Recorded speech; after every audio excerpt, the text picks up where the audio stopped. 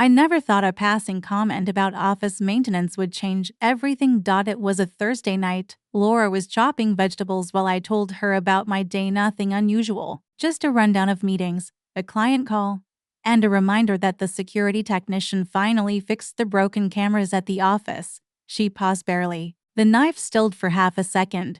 "Oh," she said, with that little practiced smile. "Good. You've been meaning to do that for weeks." She went back to dicing onions like nothing had happened, but something in that tiny pause stayed with me. Not enough to raise suspicion.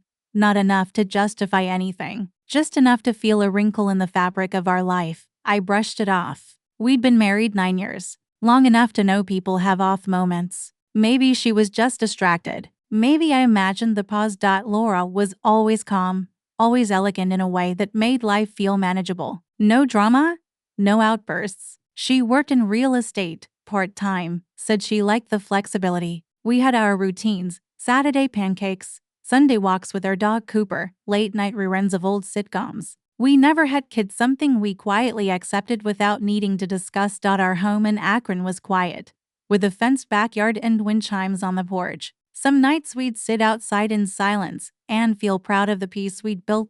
So I let the moment go. But over the next few days, I caught myself watching her more closely. I don't know why. Maybe the way she'd started leaving her phone face down, or how she suddenly needed to drop by a property 3 evenings in a row. Still, nothing overt, just small things. A shift in tone, a glance that didn't land the way it used to. Friday night she came home later than usual, said she'd had wine with a coworker. She kissed me on the cheek. I smelled perfume I didn't recognize, stronger than usual. Not her usual scent. New fragrance? I asked. She blinked, then smiled like I'd said something silly. No, maybe I used more than usual. I nodded. Let it go again. Told myself not to become one of those paranoid husbands who reads into every tiny detail. Saturday morning, I went into the office early, mostly to test the new camera feed. The building had been broken into a few months back, and I'd promised myself I'd upgrade the system. I logged in mostly out of curiosity, not suspicion. The cameras were crisp, night vision sharp, and that's when I saw it. A clip from the night before. Timestamp 9:14 p.m. Laura entering my office. She was wearing a dress I'd never seen, tight-fitting, black. Her hair was pinned up. She looked beautiful, nervous. A man followed her in. Tall, maybe mid-40s, confident posture. They didn't talk much, at least not before she walked up to him, placed a hand on his chest, and kissed him, slowly, like she meant it, like it was natural. I sat there for a full minute, frozen, watching my wife kiss a stranger in the space I'd built, in the office where I'd worked late to provide for us. The strangest part? There was no rage, not yet, just a crushing disbelief. I clicked the footage back, watched it again. Same kiss, same ease, same Laura. The woman I shared a life with, standing in my office as if she didn't share anything at all. I didn't go home right away. After watching the footage 5, maybe 6 times, I just sat in my office chair, lights off, hands still on the mouse, like if I didn't move, the moment wouldn't either. Eventually, I closed the browser, shut the laptop, and just sat there in the quiet. That kiss wasn't new. You could tell in the way they moved, like there was history, like they'd done it a dozen times before. There was no urgency, no hesitation, just comfort.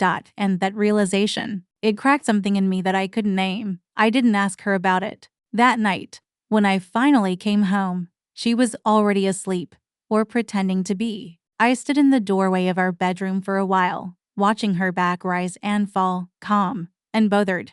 I used to love that about her, that she could sleep so deeply. Now it just made me feel like a stranger in my own house. The next morning, I kissed her on the forehead, made coffee like always, and went through the motions. She smiled, asked if I slept okay. I told her I did. I didn't.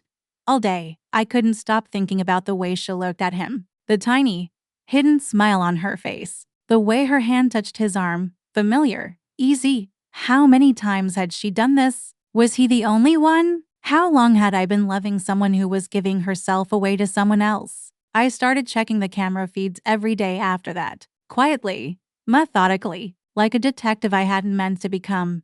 Sometimes, nothing happened. Just dark, empty hallways, and my own paranoia staring back at me. Other times, she'd show up again, sometimes alone, sometimes not. One night, she sat on my office couch with him, the same man, sipping from a wine bottle I recognized from our kitchen, laughing, feet curled up like she belonged there, like it was her space, not mine. Another night, she leaned against my desk, flipping through a folder that looked a lot like one of mine. He stood close behind her, too close, whispered something in her ear. She laughed. That laugh I hadn't heard at home in months. And still, I said nothing, because I wasn't ready to be the man who yells. I wasn't going to be the husband who slams doors, throws clothes into a suitcase, demands answers that never satisfy. I was going to be still. Watch. Understand. I drove to the lake one evening, the one we used to go to in our early years, before the house, before the routines, before we got comfortable. We used to bring Cooper out there and throw sticks for hours, lay in a blanket under the stars, and talk about what our future might look like. And now, all I could do was sit in the driver's seat, parked by the edge, and stare at the water, still and vast and cold. I didn't cry, I didn't rage, I just felt hollow, like someone had quietly scooped out the middle of my life and left the outer shell perfectly intact. There's something terrifying about realizing that the betrayal didn't start with a kiss. It started long before, in silences, in secrets, in withheld truths. That night, I made a decision. I wouldn't confront her. Not yet. I wanted truth, not the tricks. If Laura thought I was blind, I would let her. If she thought she still had control, I'd let her believe it. Because sometimes, the most powerful move isn't to strike. It's to watch them dig their own grave, one lie at a time. She kissed me on the cheek the following Friday, dressed in heels I hadn't seen in years. Work dinner, she said, casually. Don't wait up, I nodded. Be safe? She smiled, warm as ever, always. When the door closed behind her, I stood there for a moment, listening to the silence wrap itself round me. Then I walked to the office in the corner of our house, opened my laptop, and logged into the security system.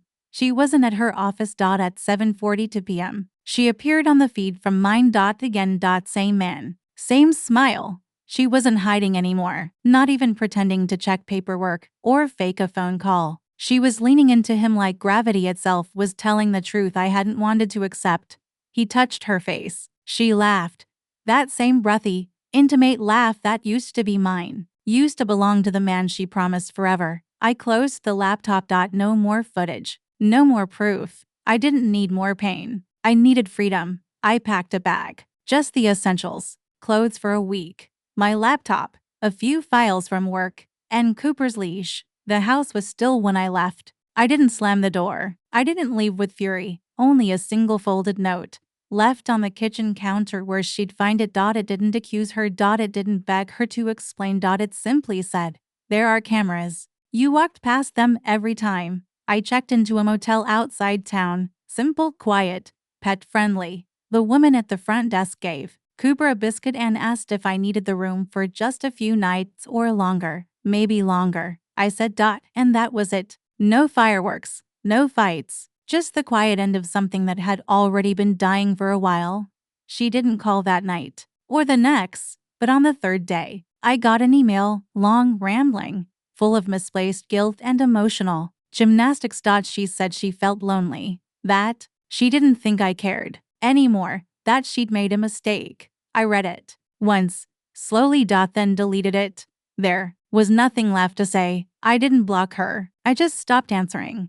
Weeks passed. The divorce papers were signed without resistance. No arguments, no pleadings. She didn't contest anything. Maybe guilt, maybe apathy. I didn't care anymore. It was clean. Almost a clean. But maybe that's what you get when a relationship ends quietly. Not with a scream, but a silent understanding that nothing left is worth saving. Months later, I moved into a new place. Smaller. No shared photos on the walls. No wind chimes. Just peace. Sometimes I still think about that moment in the kitchen. The first time I mentioned the cameras. How her hand froze mid-chop. How I missed the warning. And I wonder, if I hadn't said it out loud, would I have ever known? But then I remember, some truths don't need to be chased. They're patient. They wait. They hide in smiles, in routines, in shared coffee cups. And when they surface, they change everything. Not with rage, but with clarity. I didn't leave her to hurt her. I left because pretending not to know was worse than the truth itself. And now I know. I know who I was. I know who she became. And I know that sometimes the most loving thing you can do for yourself is walk away without saying goodbye.